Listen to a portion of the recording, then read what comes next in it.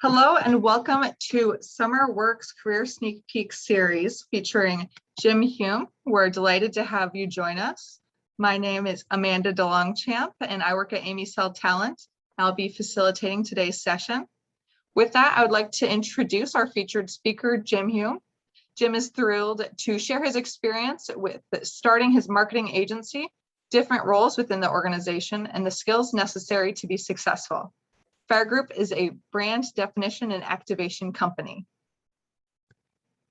So I am Jim Hume, principal of Phire Group. We've already established that. Amanda, can you see my screen? Just making sure. Give me a thumbs up. All right. Yes, I can. Cool. Thank you. Cool. Thank you. All right. So we're going to go a little bit into, since we're talking about careers, I wanted to give you a little bit of background on myself and make sure that you really understand where I came to be where I am today and how others can maybe kind of follow suit too. So we're going to talk about my personal journey first and foremost. And first, I want to just mention that success is not a straight line and it's not a destination either. So, if you have talked to a number of people this week, which I'm sure you've listened to a lot of these presentations, a lot of folks in leadership positions sometimes, show this kind of clear line to the past. It's rarely that. There are a lot of things that you learn, a lot of bumps and bruises along the way, a lot of veering from here to there to get to where you are. So that's okay. That's how it works. That's the process. And I just want to make sure that you all understand that. If you don't know what you want to do with your life, that's perfect. That's exactly where most people are who are your age. So a little bit about me. I grew up in Ann Arbor. Always had an entrepreneurial spirit though. Was always doing things for neighbors, mowing lawns, teaching swimming lessons at all of the different pools around town. Always had a sense of I wanted to be in control of my own life, of my own money, but then also my own personal brand and spirit too. So just making sure that that was always captured along the way. I was a student athlete as well at the University of Michigan. So that's where I really kind of learned, discipline, how to work hard. But at Michigan is also where I learned how to learn, which I think is the most important talent and skill of all.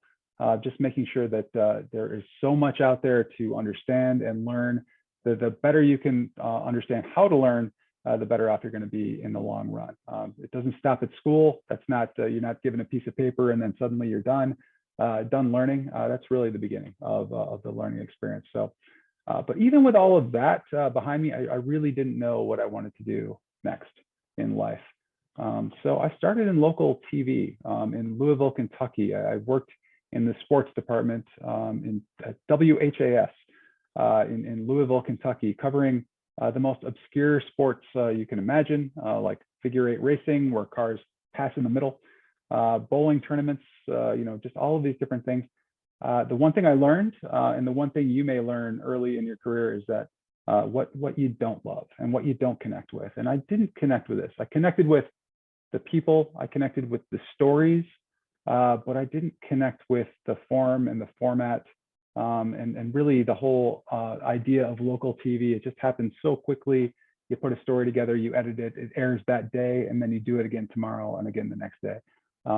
Really wasn't having an impact long term, at least for me. It wasn't something that I loved to do, but I loved to write and I loved advertising. So, I made sure that, I sort of put together, here's where I want to go. And I started talking to a lot of people about what that looks like. And making those connections and having those conversations is super important because you never know who you're going to talk to. You never know who you're going to connect with, and you never know the advice that you're going to get too. But I didn't really know anyone, and there was a recession. This was the early 1990s. So marketing was sort of hit pretty hard just in terms of nobody was hiring anybody at that time. So it seemed pretty hopeless. I got a lot of rejection letters from a lot of different places and collected those. But the one thing I did know how to do was to work and work hard. So, I made sure that I put that into play. So I did get my foot in the door of a place, but, it was a small agency that, basically I opened up and said, I will work here for free. I will do everything from sweeping the floors to changing the light bulbs, to changing the printer toner, to whatever I need to do. Just give me a chance. So actually, I worked at that place. I didn't have a desk. They put me in the kitchen, and I sat in a chair in the kitchen and said hello to everybody along the way. And I did. I changed light bulbs. I changed toner. I did all of those things. But I inched my way into different meetings and really was able to create a presence for myself and a name for myself, just trying different things. And whatever I did, I wanted to make it count. I wanted to make sure that I was making an imprint in this place. And my goal was to learn as much as I could, and to do as much as I could too. So I was actually working at this place for free during the day, and then I would have other jobs at night to support myself, just in terms of rent and food and those types of things. It's just important to be scrappy early, because if you're scrappy early, it pays dividends later. And I worked really hard at making all of that look easy, even though it was not. So I was unsure of myself. I didn't know what I was doing, but important to have the confidence to really go into a place, ask the right questions, be curious, and jump in. And then I really started seeing it pay off. So I was offered a position there. I worked there for a couple of years, and then I got a little bit restless. I was thinking about going to either the East Coast or West Coast and had job offers, but instead decided to break off and start my own agency. So let's talk about the life of an entrepreneur. It's really the first office that we had was on South University, and it was underneath a restaurant in the basement. Just happened to have a friend that had a space and offered it for just a few pennies. So we took it at first, but we would wake up every morning, walk down the stairs, turn on the lights, and watch all the cockroaches scatter. So it wasn't exactly maybe what you think of a traditional startup. And we would meet clients. We would interview clients, and they would interview us, and we would always meet in coffee shops. So they never had to see our place. But just making sure that we were always making those connections, and always, hustling in ways that made it feel like we were already there, even though we were really scraping by in those first early days, and making sure that we were starting to make those relationships, doing great work, and growing slowly, very slowly over time. And all during that time, this is the cycle, right? You fail, you learn, you grow, you repeat. So it's okay. Failure is okay, because failure with an understanding of what you did wrong so that you can do it better the next time, that's what a career is all about. So just making sure that you always, when you fail, that you learn from it, and then you don't fail, you don't do the same thing twice and again. So always repeating that cycle, getting better, better, better as the years go by. So let's talk about my company 23 years later. So it's been a long time. It's been a fun ride, but a lot of lessons learned, a lot of stories told during that time. So this is our building. It's in downtown Ann Arbor. I'm at home right now, and this building is largely empty at this point because of the pandemic. But really, this is the place where my team of 25 folks get together and work on some amazing work for some incredible clients. So thank you for the poll. Appreciate that. So please answer if you could. And you're going to learn about us whether you want to or not. Great. So some familiarity. Maybe you've seen us around town. We sponsor some things. We're also a part of a number of events. Maybe you've been by our building, but that doesn't mean you quite know what we do. So appreciate all of the responses here. Thank you. So I'm going to stop sharing that poll. All right. So we're more than a marketing firm, and we're more than an advertising agency. We consider ourselves to be a transformation agency, and that's super important in today's day and age of we take brands, we articulate what they're all about, and then we curate the entire brand experience from beginning to end. So if you think about any brand that you know, there is a number of things that go into that, how they look, how they feel, how they sound, all of the pieces of how you interact with them, the brand experience from top to bottom. Our agency does a number of those things and define a number of those things and execute a number of those things on behalf of our clients as well. So we'll get into what those careers look like. And we don't just, we create communities, we don't create campaigns. So when you think about advertising campaigns, that's kind of what you see on TV. That's just one part of the picture. You know, a lot of this is all about creating, how do we create a larger community within the brands that we work with? Because it's a crowded world out there, it's a busy world. So unless we're making relationships, direct relationships with customers, we're not doing our jobs. And so therefore we need to create inspiration and not manipulation. So a lot of times you'll see advertising that tries to manipulate you and trick you into something. That's short-term thinking. And really we want to have that long-term relationship with customers, with our clients. So you know, this is, we want to make a cultural impact within the organizations with which we work. So our experience, we have a lot of diverse clients. You can see a number of our clients here.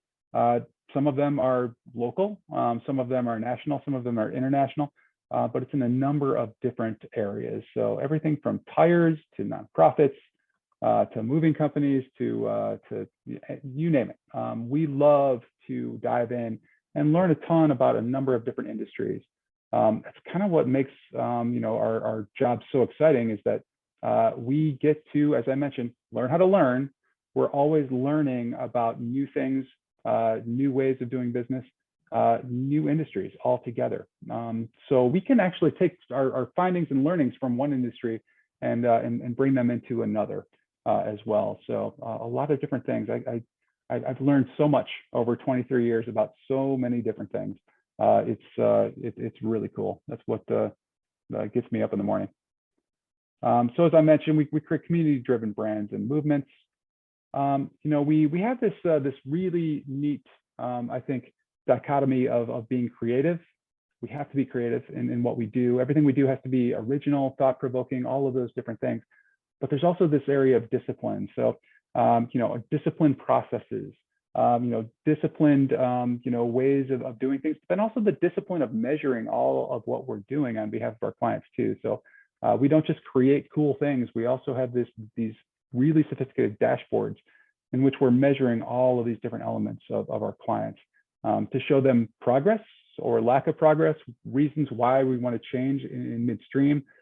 So we're always measuring everything that we do for ourselves, but obviously for the benefit of our clients too. And a little bit about our team too. So you know, we're super focused on our own culture too. So making sure that we are always connected as a team, that we're small, but we're small on purpose. We really want to make sure that everybody in our organization has a lot of expertise, a lot of experience to bring to the table.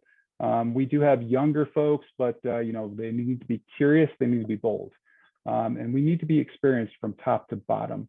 But we also, you know, we win awards. We used to win awards for our creative, but now we tend to win awards for our culture, which is super important to me. So we won recently a Forbes Small Giant award for one of the best small businesses in America. We've also won Cool Places to Work. We're a part of the Center for Positive Organizations at the University of Michigan too. Really want to make sure that our team is connected. They feel, you know, safe. They feel prepared, and therefore our clients are well taken care of as a result of that. And we take care of each other too. So building a culture within an organization is super important. And I'll go a little bit through our normal process with a client from sort of beginning to end. So you get a sense of the different pieces within our organization. So we start with an audit of the organization. So this is generally from a brand perspective. We're going to look at their company the same way that their customers would look at their company. So what is their online presence? What is their social presence? What is their sales presence? What is out there in the world that we can see and really take a look at their company. But then we go a little bit deeper than that too. We look at, if they have business plans or anything like that, that can really help us understand what direction they're headed in. We're going to absorb all of that. We're going to take a look at all of that through their organization. The second part is an internal engagement in which we have a lot of conversations with them.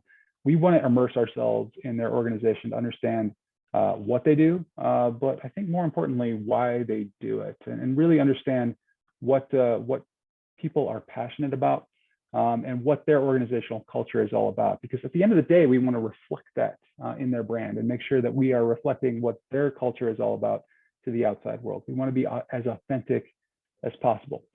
So just to make sure that what they're talking about internally matches what they're talking about with how their customers feel, we talk to their customers. So this can happen with conversations, it can happen through focus groups, it can happen through surveys. We really want to make sure that we understand what their customers are feeling, what they're sensing. Sometimes those two things match, internal and external, sometimes they don't. So we want to make sure that we create a story that works for both and really inspires both as well. And then we do an ecosystem analysis, which is really a competitive review. Who do they compete with? And what are all their competition doing? And what are they saying? And how can we create something that's unique within their world, that's authentic to them, but different from their competitors too? So it's super important that we study all of that, their world and their ecosystem too, so that we're creating something that's very, very different. And then once we do that, we go through the art of articulation. Here's what you stand for, and here's your why as an organization too. So really bring all those rules into place. When we talk about creativity and discipline, there is a discipline in creating rules for an organization. Here's what we're all about. Here's what we stand for. And here's what our brand personality is going to be about. All of these things are articulated in a way that we lock them in. So from this point in, this is what we're going to be as an organization. And once we have that, then we apply visuals to it. So we have a team of graphic designers, art directors that come into play to make sure that we are capturing those visuals and giving our clients a bunch of different choices. We've already articulated what you are as a brand. Now we're free to be creative in a number of different ways to show you what that can look like. And then we put a plan together on how we're going to affect and launch in all of these different areas. So we have all of these tools in-house in order to do that. So traditional type media, digital media, we have in-house developers. We'll go through all of the different roles in just a second. But we have all the tools in-house to create all of these different things on behalf of our clients. And we do, not just at first, but on an ongoing basis. And that's really where that measurement piece comes into play. We want to make sure that everything we do is measurable in some way so that we can tell whether if it's successful, if it's not successful, if we need to do A/B testing, which is really kind of showing two things and whatever is preferred over the other one, we're going to do more of that and less of the other. So always learning along the way too, and always getting better on behalf of our clients so that the brand just keeps getting stronger and stronger and stronger. So here's a list of potential roles within our organization. I'll go through each one briefly, and then there's an associated poll question with this. So the first one is market research. We've got folks who they are talking to people all the time and all those forms that we talked about. So that's phone calls, video calls, surveys, building surveys, those kinds of things, or holding focus groups. So really making sure that we're having all of those different discussions. And it's market research. Those two words sound boring, but it's really fun to have a lot of connections with a number of different people and sort of get past that functional, here's what we do, to get to that really that basis of why we do it and get to the passion of why they wake up in the morning, why they started doing what they do, what they did. So really making sure that we connect with that. We have people who are just in charge of client relationships, super important. Making sure that they are kind of keepers of those relationships, always are there, always available, always pushing our clients in the right directions. But then making those personal relationships too. So that's a super important role within our organization. Project managers, their role is to make sure that we do what we say in a timely manner, that tasks are being handed out, that nobody within my organization is overloaded. They are the task keepers, and they need to kind of work within our client relationship folks and our creative team. Super important role, super difficult role too. And then we have creative writers. So it's exactly what that is. They copywriters, and just they really sort of create, here's the voice, and here's how we're going to express what we're trying to express in a creative way.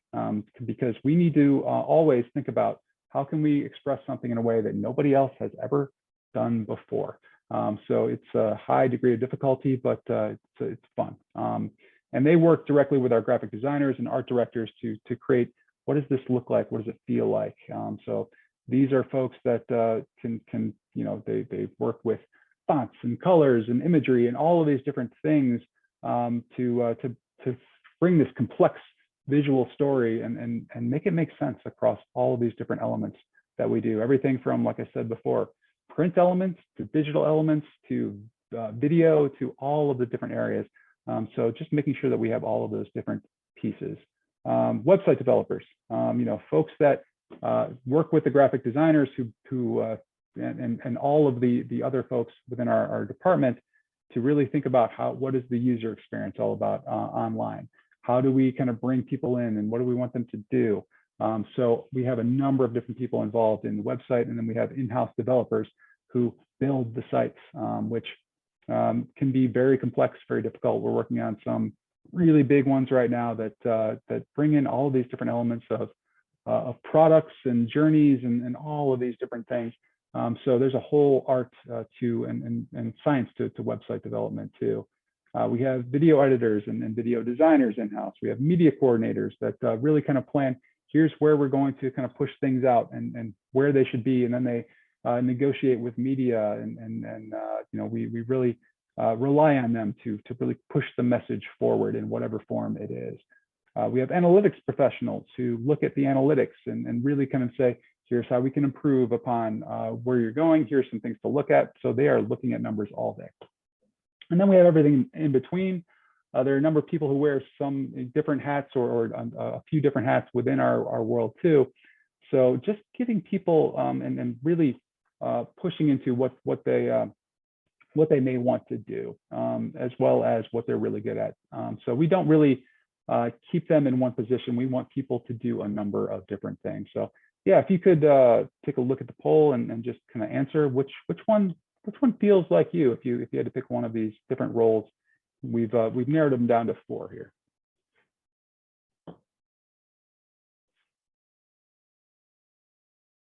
Awesome. I really sold research there. That's cool. Yeah, most people shy away from that, but for us, that's super important. The more we can know up front, the better off the product is going to be at the end. Yeah. And analytics too that's one that the people tend to shy away from, but the need is out there in a big way right now. People who understand not just here are numbers, but what do they mean? What's the story behind them? And how can we improve upon them too? So very cool. Thank you for answering. Nice.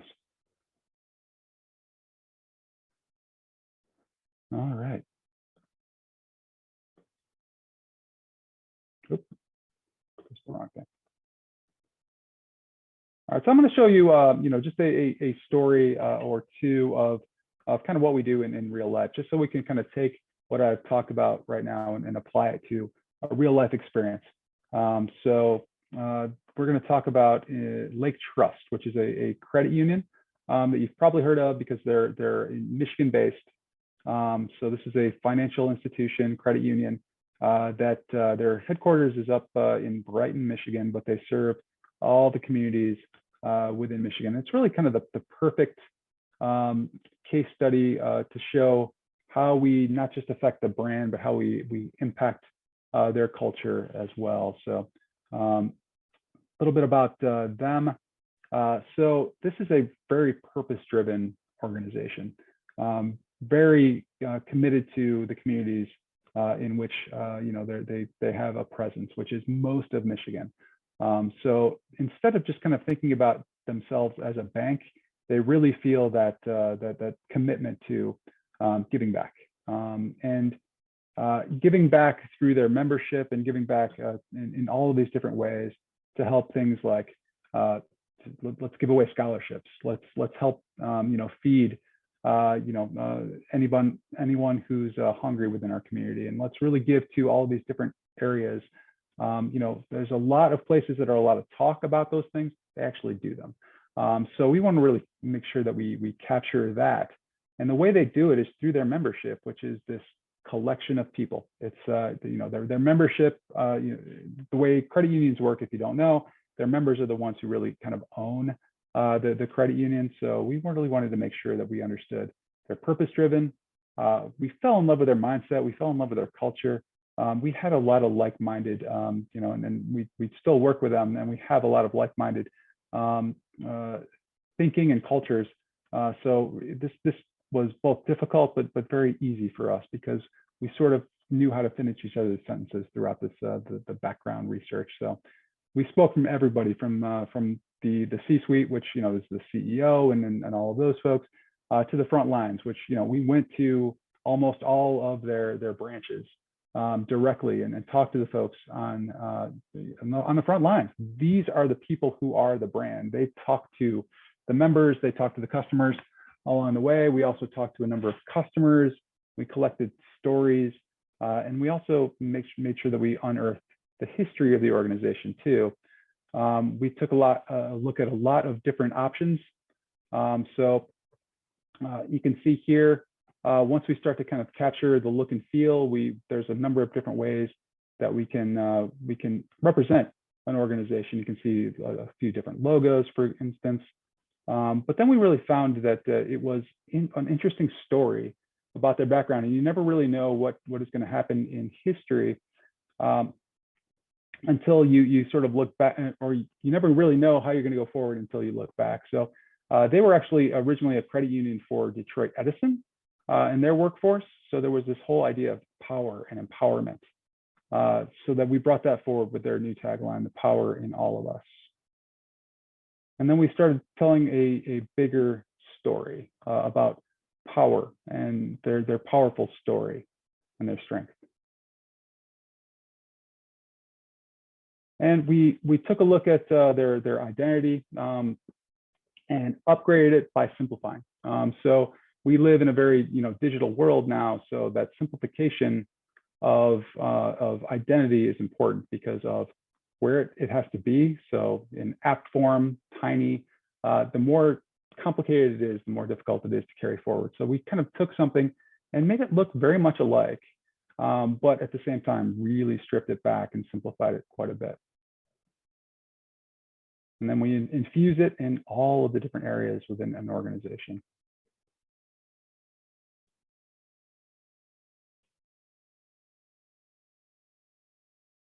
We also really took a look at their headquarters, which was this very cool facility that brought in all of these natural elements within Michigan. So, we really wanted to make sure the imagery represented the vast diversity of our state, not just in people, but in place. I think really making sure that we connected with all of these different elements and really showed this force of empowerment across the board. We also wanted to make sure that we graphically picked up on some colors and some things of what makes our state beautiful. So picking up on colors of nature and picking up on some of those blurs, and then telling the story across the board in what the power is within our state. And simplifying the brand and standardizing their voice and creating all of the systems. They had all of these different elements within their organization before. We really simplified and really brought it down to the thought of just one company. And then this is what some of the rule book looks like once we kind of put this all into play. So making sure that we standardize all of these different elements. Creating a custom topography for them So, inventing a font, right, that takes into account sort of this wave nature of the lake, but making it very legible and recognizable too. And then unleashing campaigns across the board. So different elements and making sure that we're telling that consistent story across the board. Even when we're selling products, we want to make sure that we're doing it in a way that is authentically them. You can see all of these different expressions of brand and where they fit. These are Instagram pieces, super important, but then also kind of showing how do we represent things like events and how do we make this easy for everybody to kind of follow all the way. So making sure that it's more than banking, it's a movement in the form of a financial institution. But then also, they have this other, like I said, this element of giving things away and then collecting through their foundation, donations from others too. So making sure that that's all connected and a big part of their story too. So feeding education through scholarships, just representing, and you can see it's very simple. One brand across the board in all of these different ways. And that's just only the beginning. We're tracking everything that we do for them and the success of what we do on their behalf as well. So with that, I have another story, but I would really rather spend our time on Q&A and answering your questions. So I'm going to stop sharing my screen. I have given you a lot of information, so I'm hoping that we can kind of turn this into a discussion. So who's got any questions? You can either use the chat. Can they, Amanda, are they able to interact in person too, or just the chat? So they can raise their hand, Okay. and then I think you have the capability to click the button allow to talk. Oh, and it looks like we have a question. So the question is, as an unpaid worker, how did you make your way into meetings? Just ask.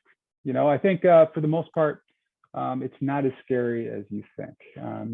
People, especially who have been around an industry for a long time, they really do appreciate folks that are curious and, I don't want to say aggressive because that's the wrong word, but just show a lot of interest. You'll be shocked, by just asking if you can. How many people will just let you? Even if you're just like, do you mind if I sit in this meeting and just learn? You'll mostly get yeses.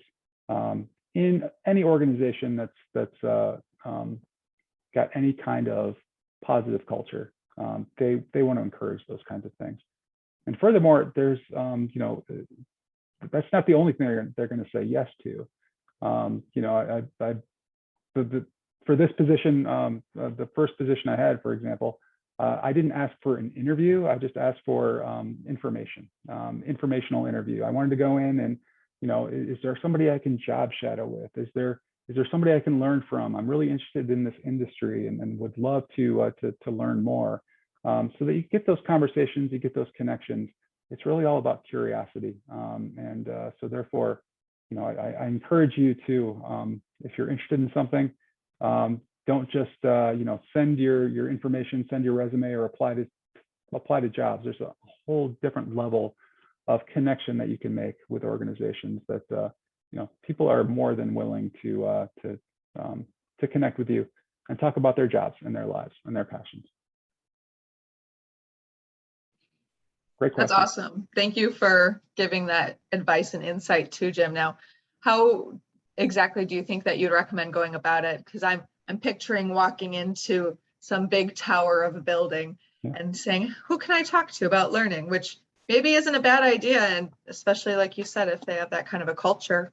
Yeah, I mean, the great thing about today's tools, which are a lot different than the tools that I had in the early 90s, which was pretty much a telephone and a prayer. Right now we have a lot of different connections, through social media, through LinkedIn, that you can reach out to individuals and message them, or, don't be annoying to them, but at the same time, just kind of say, I have an interest. You might get no's, and you might get, no response to some things, but you never know when you might get that spark with somebody who really wants to help and then really wants to connect with younger folks and tell them about what they're able to do. So I really do think it's a matter of using all of the tools available. So, if for example, you're like, don't stalk them, don't hound them, but you can gently use the digital tools that are available to reach out. And I would encourage you to do so. And sometimes, they have even email addresses on websites and things like that. Just make sure you keep it, relatively, safe and direct. And again, don't hound them, but it doesn't hurt to ask. It really doesn't. People are way more generous than with their time than you would think. I think just mostly it's a fear of asking. Absolutely. And we have another question too. So what are some of your skills that you've gained as an entrepreneur in the past couple of years? The past couple of years, yeah, it's a great question. Because it's been an interesting couple of years, just in terms of the pandemic and what we're dealing with. So I would say that a couple of the skills that I've gained, and I like to think of soft skills as really important skills. And I think the most important one has been trust of my team. It's not that I didn't trust them before. It's just that we were forced into a situation where, we were all in one building together, and then suddenly, very suddenly, we were all in different places, working out of our different homes. When asked before about like work from home and things like that, I would always kind of say, no, I know what you're doing. You're using work from home as a day off. You're probably on your computer and watching TV, or your Netflix binging or whatever. But really, what I found out is that we actually became a better team. Connecting online, and then really being more efficient.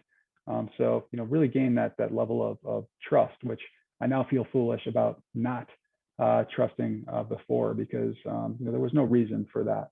But a lot of leaders went through that during this time, and we're sort of figuring out what that new sense of dealing with our own teams are all about. So that's one. I think just in general, though, learning. Like I said, I've been in business for 23 years. I find that the longer I'm in business, the less I seem to know. That's something that hopefully you'll learn in your life too. I think I knew way more when I started the business at 26 than I do now, because I was pretty certain of things, and over time, like I said, you fail, you learn, you fail, you learn, you get better, and the more open-minded you get as a result of that, because you realize it's really not worth being sure of anything.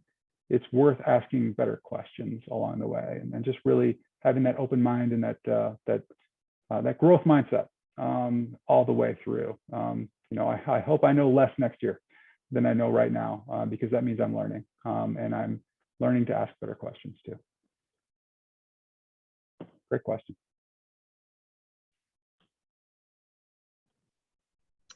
Now, Jim, who would you have considered your biggest cheerleader or supporter when you started Phire Group? Ooh. Well, first and foremost, my wife, where I actually got married in the same month that I started the business. So it takes a very special person to be a part of both of those things simultaneously. So she was definitely my biggest cheerleader, the biggest you can do this, I believe in you type person. I don't know if she was telling the truth or not, but she bluffed pretty well in that game. But then also just a lot of as I said, I was a student athlete. I had a lot of good relationships with coaches, with other former teammates too, who just they're like, you're gonna do great. You're gonna you're gonna absolutely be successful because we know your work ethic, and at the end of the day, work beats talent all the time. So I think you have to realize that if you're talented but you don't want to put in the work, it's not going to work. If you're a hard worker but don't have the talent, you can get better at what you do. But you definitely need the hard work in either case. So yeah. Now, as a follow-up, we had one of our attendees ask what sport you played. I was a swimmer. I was a swimmer at the University of Michigan, and I like to say that I swam with a bunch of Olympians because that kind of tricks people into thinking maybe I was one. I was not, but I had several on my team and medalists too. So just a very, I think, hardworking, disciplined, and really well-known national program that I was lucky enough to be a part of, with a Hall of Fame coach and all of those good things. So they were not going to let me through without putting in the work. Appreciate the question.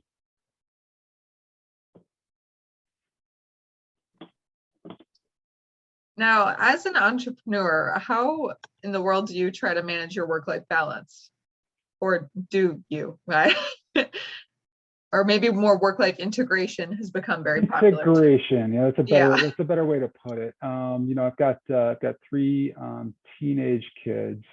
So for the majority of, well, actually, my oldest is 20 now, so I can even call him a teenager. So for the majority of being in business, I've had kids as well. So it's very important to me to have that balance. But I will say that as an entrepreneur, you think, oh, I'm my own boss. I'm a master of my own time. But what you actually realize very quickly is that you have a lot of bosses. You have every client is a boss, and every new employee is in some way a boss to you as well. So you're not just kind of planning your calendar and planning your life. You are helping and being available and being responsive to needs.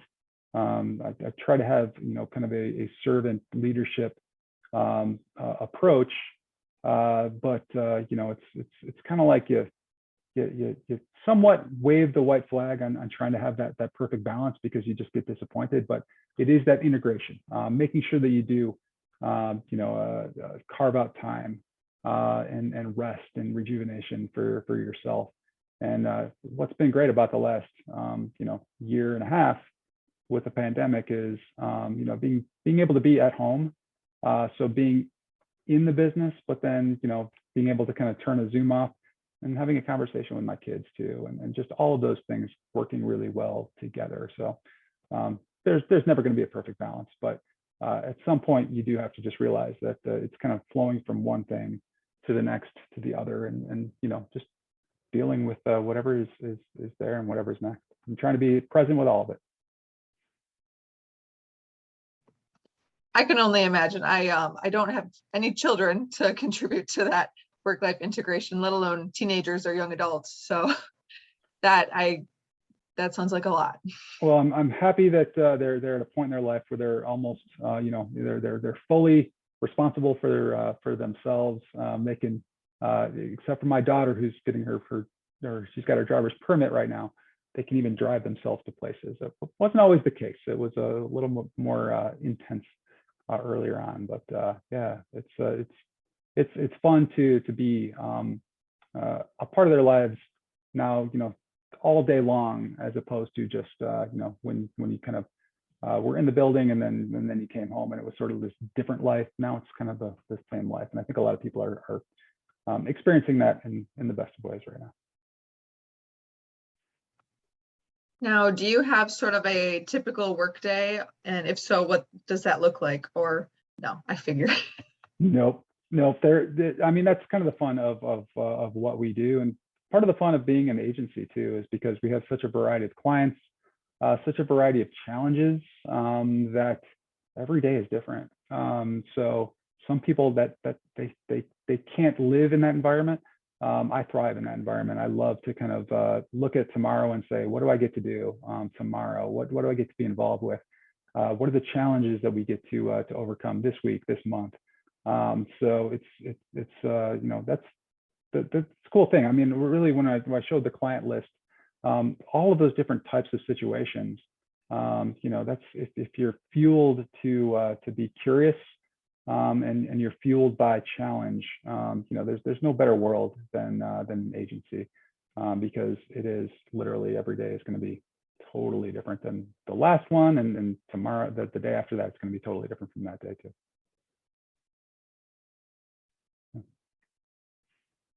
Well, it definitely keeps it exciting. Now, since we had quite a few of our attendees who are interested in the analytics and the research portions or components of the roles, how would you, I guess, so you already kind of touched on what each of them entail, but how do you really separate those two kind of roles? Because at least to me, in my experience, they really feed off of each other, Yeah, so the early on research, there's, to kind of break it down, I'm not going to get too complicated, but there's kind of two different sides of it.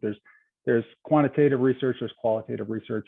To really, sort of bottom line it, the quantitative research is and anything that we can kind of measure or kind of put numbers to, and quantitative, right? So making sure that we ask some questions early on that then we can ask later through the analytics of how are we doing, how are we moving the dial. So we try to ask those quantitative questions, upfront before our work, and then afterwards on our ongoing work, so that we're making sure that we're making an impact. Qualitative is the other side, which is really kind of more when you think of stories, and here are the things that we're picking up through conversation and things like that. So we try to do upfront surveys and conversations, so that we're both getting the quantitative and qualitative analysis, and then we do the same thing on the end too, more quantitative to see, are we moving the dial on this brand? Are we having an impact? But then also, are specific things working? Are we driving customers toward decisions and better decision making? Are they doing what we want them to do? So making sure that we're leading them down a path. So our analytics get very, very specific. There's macro analytics, but then there's micro analytics.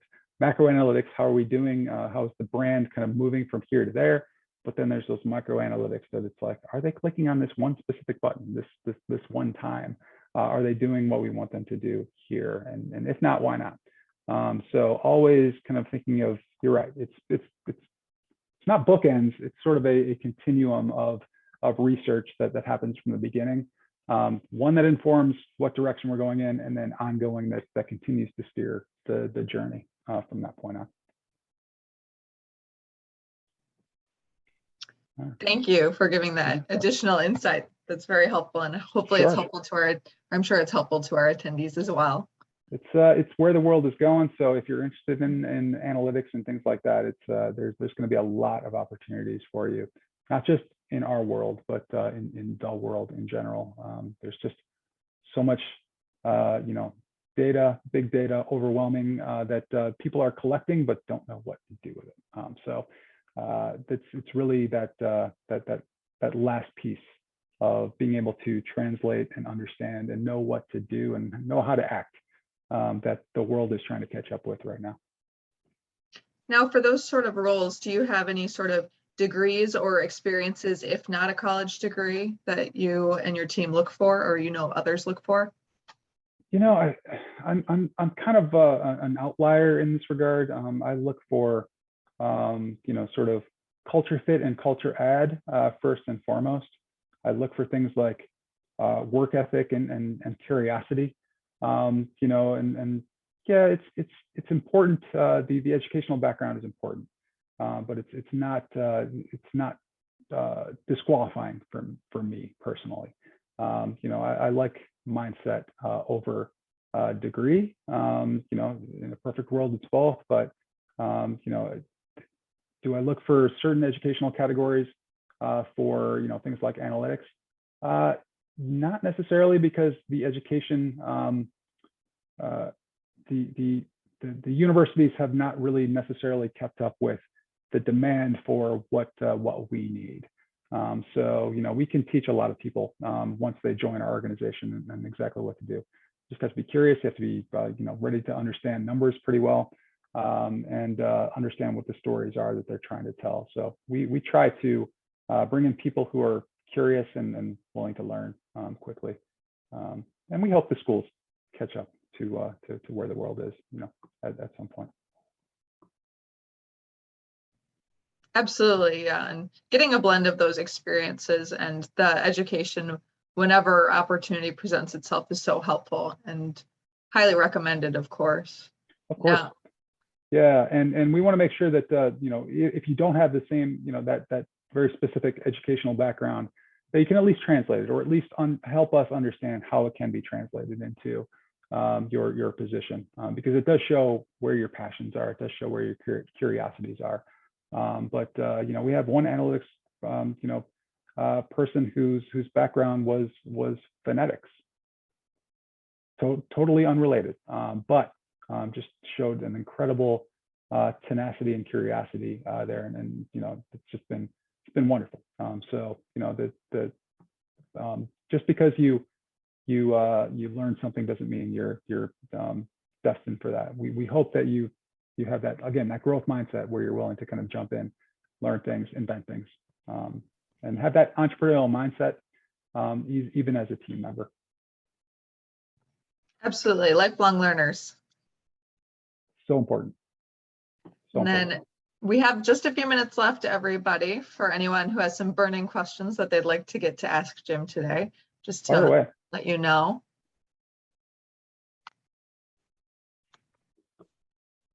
And let's see, we're waiting on that.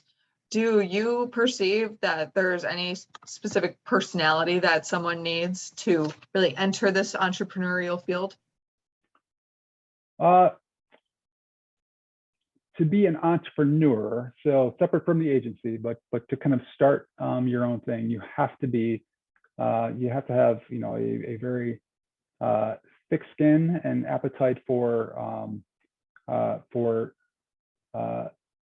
I don't want to say failure, because I don't love the word, but at the same time, you're going to bump up against a lot of different obstacles and barriers.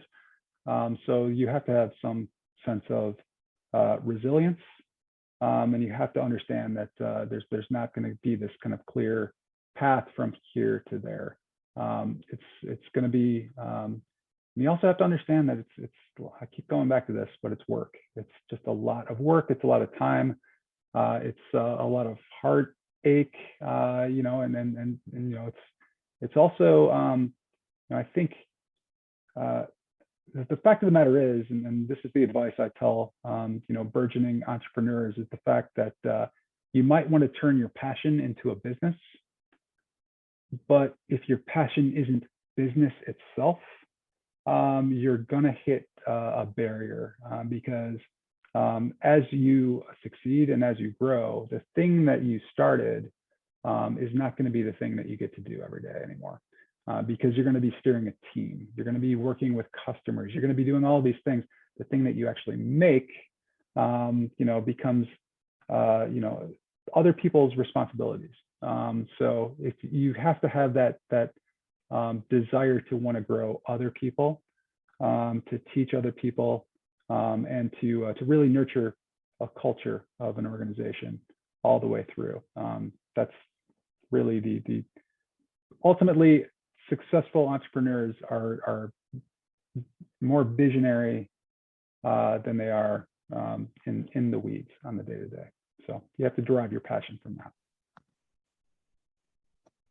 That's awesome. Thank you. And right, that provides, I think, a lot of insight as to you have to want to teach people and work with, and a lot of sales goes into it too, oftentimes. And I know people who, love whatever position that they're in, and then they do so well, they're promoted to management, but they don't like management because that's an entirely different skill set and job. Totally is. Yep. And, you said it right then. I think the root of being an entrepreneur is selling. So really selling what it is that you do, selling the organization, you're selling it to clients, to prospects, to prospective employees, to the community. You always have to have that passion for selling the organization. That's first and foremost. So that's sort of where that whole term entrepreneur is derived from, is it sales. It really is. So a lot of people don't have a passion for sales. I'm not great at it. I've never been great at it. But I think the one thing that I've kind of learned is that I'm able to sell our authentic company. And that is very easy for me to have a conversation. I love what we've built. I love our team, and I'm always willing to put them in front of anybody because I think they're fantastic. So it's easy to sell when what I get to sell is so good. So that has been something that I've gotten a lot better at, is the sales part. Awesome. Well, thank you so much, Jim, for sharing your time and talent with all of us today. And to the audience, we hope that you took copious notes. I think that what I got most out of it was the fail, learn, grow, repeat. And in fact, Jim, do you have that canvas in your workspace? Because that wouldn't surprise me at all. And I'm kind of thinking of making one for my office at home. It doesn't need to be up on the wall. It's imprinted in my psyche. So it is. It's so important, and it's so important to keep going. When in the face of failure, a lot of people just give up. And if your mindset is, what am I going to learn from this failure, no matter how big or small, then you're going to go far in the world. And then we'd like to thank our audience for joining us today.